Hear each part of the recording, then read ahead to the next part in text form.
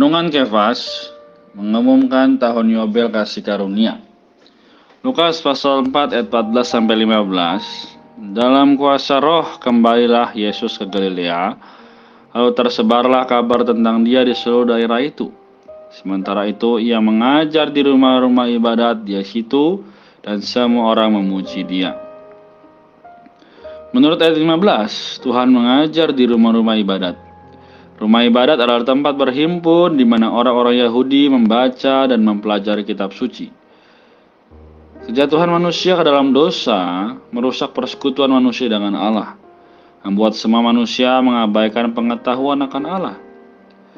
Ketidaktahuan ini pertama-tama menghasilkan kegelapan dan kemudian kematian.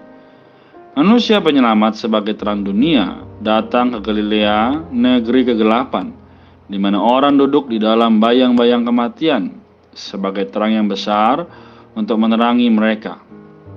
Pengajarannya memberikan firman terang untuk menerangi orang-orang di dalam kegelapan kematian itu, supaya mereka dapat menerima terang hayat.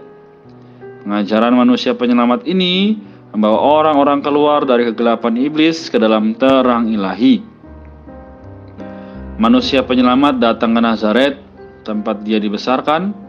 Menurut kebiasaannya, dia masuk ke dalam rumah ibadat pada hari Sabat dan berdiri hendak membaca dari kitab suci.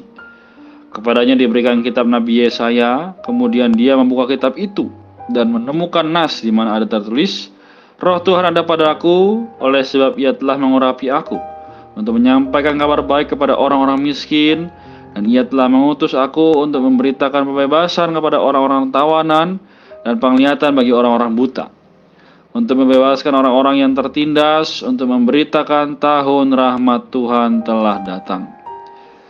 Setelah Tuhan menutup kitab itu dan memberikannya kembali kepada pejabat, lalu dia duduk. Kemudian dia berkata kepada orang-orang, "Pada hari ini genaplah nas ini sewaktu kamu mendengarnya." Sobat Kefas, di sini kita nampak bahwa roh Tuhan ada pada manusia penyelamat, karena Allah telah mengurapi dia untuk menyampaikan kabar baik kepada orang-orang miskin. Bahasa Yunani yang diterjemahkan menyampaikan kabar baik berarti memberitakan kabar gembira, kabar baik. Memberitakan Injil adalah amanat pertama penyelamat sebagai yang diurapi Allah, Mesias.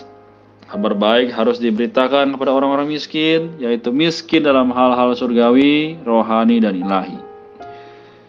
Puji Tuhan, semoga kita boleh memiliki persekutuan yang baik dengan Tuhan.